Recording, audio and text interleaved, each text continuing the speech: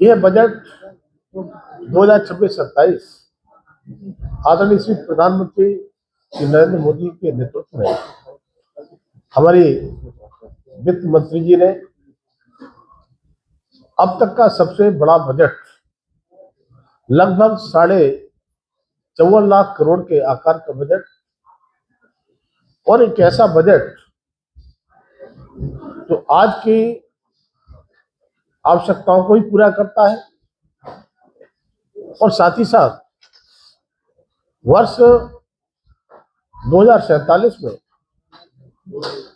जब भारत आजादी के 100 साल पूरे कर रहा हो, उस समय विकसित भारत का संकल्प हो, आदरणीय प्रधानमंत्री मोदी का 2047 के रोड मैप का भी बजट।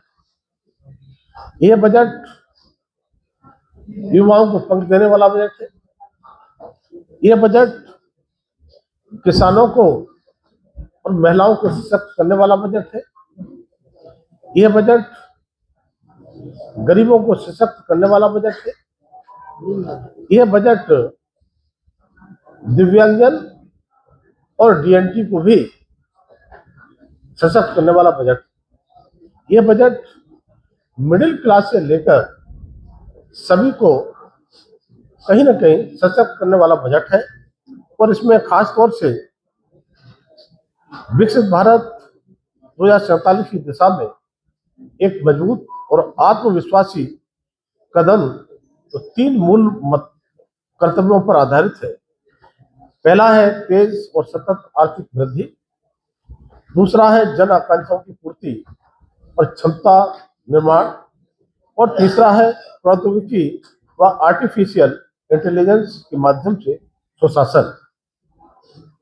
तब मैं कह सकता हूं कि आदरणीय प्रधानमंत्री के मार्गदर्शन में रिफॉर्म एक्सप्रेस जो भारत की अर्थव्यवस्था को नई गति देने का काम कर रहा है, और 350 से भी अधिक सुधार, रेगुलेशन, अनुपालन बोझ में कमी, विश्वास आधारित शासन ने भारत को एक भरोसेमंद वैश्विक आर्थिक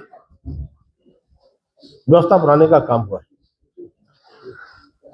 मैं पत्रकार साथियों के बीच में कहना चाहता हूं, मैंने जहां पर कहा कि बजट किसानों के लिए, किसानों को इसलिए कि 2014 से पहले जब यूपीए सरकार का आखिरी बजट था, उस समय 21,900 करोड़ का बजट कृषि के, लेकिन उस बजट को बढ़ाते बढ़ाते किसानों को सशक्त करते हुए आज बजट लगभग 7.5 गुना 1,62,000 करोड़ का बजट है। इसमें प्रधानमंत्री किसान सम्मान निधि, हम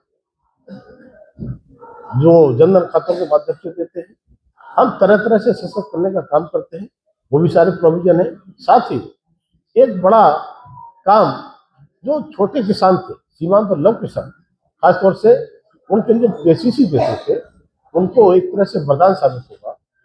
सब्सिडी हम ब्याज पर देते थे, जो 3 लाख तक लोन था वो 3 लाख से बढ़ा करके 5 लाख तक लोन करने का काम किया। साथ ही साथ देश को आत्मनिर्भर बनाने की दिशा में तिलहन के क्षेत्र में भी हमने इसमें आत्मनिर्भर बनाने के लिए एक सशक्त कदम उठाया है। साथ ही साथ महिलाओं की सशक्तिकरण की बात मैंने कही, तब मैं कहूँगा कि शिक्षा के क्षेत्र में महिलाओं के लिए इसमें बजट में प्रावधान है। साथ ही साथ स्वयं सहायता समूह, जो सेल्फ हेल्प ग्रुप की महिलाएं 10 करोड़ से ज्यादा जुड़ी थी, उन महिलाओं को भी लखपति दीदी बनाने की दिशा में, जहाँ पर 2 लाख से ज्यादा लखपति दीदी इन 11 वर्षों में बनी है, तब मैं कह सकता हूँ कि लखपति दीदी बनाने से लेकर के उनको तरह तरह से उद्यमता की दृष्टि से मजबूत करने के लिए इसमें व्यवस्था की गई है। और साथ ही साथ हमने जिलों में इंडस्ट्री डिमांड से लेकर के उनकी पक्की नौकरी की गारंटी देने तक की इसमें व्यवस्था लड़कियों के लिए की गई है। साथ ही साथ छात्राओं के लिए प्रत्येक जिले में हॉस्टल का निर्माण हो, इसकी व्यवस्था भी की गई है। तो इस तरह से शिक्षा के क्षेत्र से लेकर के महिलाओं को सशक्त करने का काम किया गया है। मैं युवाओं की जब बात करता हूँ तो हम सब जानते हैं, युवाओं को एमएसएमई में 10,000 करोड़ से के जो ग्रोथ फंड हमने इसमें प्रोविजन किया है। इस ग्रोथ फंड के माध्यम से युवाओं के लिए तरह तरह से सशक्त करने का काम भी होगा। 2000 करोड़ हमने स्टार्टअप इसमें टॉपअप की व्यवस्था भी की है।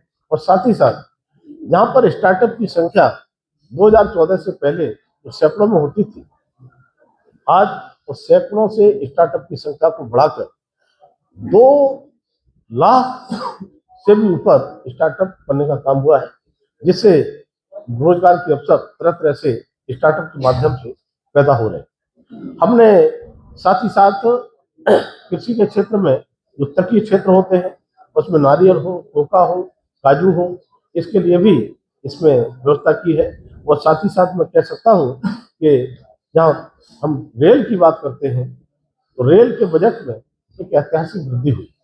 आज 2,78,000 करोड़ की इस रेल बजट में व्यवस्था हुई है, जिससे हमने रेल मंत्री के नेतृत्व में रेल के क्षेत्र में तरह तरह से उनको आगे बढ़ाने का काम किया है। और आज हम कह सकते हैं कि 7 हाई स्पीड रेल कॉरिडोर बनाने का जो काम इस बजट के माध्यम से होगा, उसमें हमें खुशी है कि उत्तर प्रदेश में भी 2 हाई स्पीड रेल कॉरिडोर मिलेंगे। साथ ही साथ मैं कह सकता हूँ कि चाहे वो दिव्यांगता का क्षेत्र हो, जो मेरा मंत्रालय है, उसमें प्रधानमंत्री जो दिव्यांगता केंद्र जिनको सहायक उपकरण वितरण करने का काम होता है, उसमें वो सशक्त करने के लिए एल्मको में जहाँ पर ये सहायक उपकरण बनते हैं उनके लिए उनका विस्तारीकरण अभी मोदी जी ने पिछली बार 325 करोड़ से किया था, इसमें और बढ़ाने का काम किया है। और साथ ही साथ डीएनटी समाज के लिए सशक्त करने के लिए एक डीएनटी सहायक दिव्यांग सहायक योजना भी लागू करने का काम हुआ है। और साथ ही साथ मैं कह सकता हूँ रक्षा के क्षेत्र में लगातार बजट में वृद्धि होती रही है। इस बार एक ऐतिहासिक वृद्धि, तो 1 लाख करोड़ से भी ज्यादा रक्षा क्षेत्र में वृद्धि की गई है। अभी हमने ऑपरेशन सिंदूर की ताकत को देखा है। ऑपरेशन सिंदूर में जिस तरह से हमारे स्वदेशी हथियारों का प्रयोग किया गया और ब्रह्मोस मिसाइल की ताकत को पाकिस्तान ने ही नहीं दुनिया ने देखा है, इसलिए हम रक्षा क्षेत्र में भी मजबूती के लिए हमने काम किया है। दूसरा मंत्रालय हमारा होता है उपभोक्ता मामले, खाद्य और सार्वजनिक वितरण। इसमें महंगाई को कंट्रोल करने के लिए मूल्य स्तरीकरण कोष होता है, जिसमें 3100 करोड़ की व्यवस्था थी, लेकिन आदरणीय मोदी के नेतृत्व में इस बजट में वित्त मंत्री जी ने 1000 करोड़ की अतिरिक्त व्यवस्था की है, जिससे ये व्यवस्था 4100 करोड़ तक हो जाती है। मैं इंफ्रास्ट्रक्चर की बात जब करता हूँ तो एक तरह से चमत्कारिक काम दिखाई पड़ता है। जहाँ 2014 से पहले इंफ्रास्ट्रक्चर चाहे वो रोड का हो, चाहे बिजली का हो, चाहे अन्य हो, उनमें जहाँ पर केवल 2 लाख करोड़ तक की व्यवस्था होती थी, आज मोदी जी ने बढ़ाते इसको 12 लाख करोड़ तक की व्यवस्था करने का काम किया है। तब मैं कह सकता हूँ कि लगातार हम काम कर रहे हैं। हम pixel prudence and growth investment की दिशा में हमने फिक्सल डेफिसिट 4.3% ऑफ बीजीपी को टारगेट करने का काम किया है। और ये अनुशासित रास्ता कर्ज को नियंत्रित रखते हुए विकास के लिए आर्थिक संसाधन सुरक्षित रखने का काम करेगा। भारत का विकास अब अभूतपूर्व गति और अनुशासित खर्चे से हो रहा है और आगे भी होगा। पब्लिक कैपेक्स फिर तेज, यानी इसमें जैसा मैंने बताया अभी तो 12.2 लाख करोड़ कैपेक्स तो एक दशक से लंबे इंफ्रास्ट्रक्चर विजन को जारी रखता है। युवाओं के लिए जॉब्स, टियर 2, टियर 3 भारत के लिए अवसर। मोदी जी के शासन में सड़क, रेल, एयरपोर्ट, ऊर्जा आदि सेक्टर में यूपीए जैसी आर्थिक तंगी सब नहीं गुजरेंगे, लगातार भी बढ़ रहा है और तेजी के साथ में काम बढ़ेगा। और साथ ही साथ मैन्युफैक्चरिंग क्षेत्र में अगर मैं कहूँ तो इसमें जो बायो फार्मा शक्ति है, इसमें 5 वर्ष में 10,000 करोड़ भारत को ग्लोबल बायो फार्मा हब बनाने के लिए ये व्यवस्था की है। इसमें एक्सपेंशन 1000 क्लिनिकल ट्रायल साइट्स मजबूत, इनको साइंटिफिक कैडर के लिए, युवाओं के लिए हाई क्वालिटी के कैसे मैन्युफैक्चरिंग जॉब्स मिले, इसके लिए भी इसमें व्यवस्था की है। साथ ही साथ सेमी कंडक्टर में 2.0 में इसमें इसको भी आगे हमने मजबूत करने के लिए पूरी तरह से काम किया है।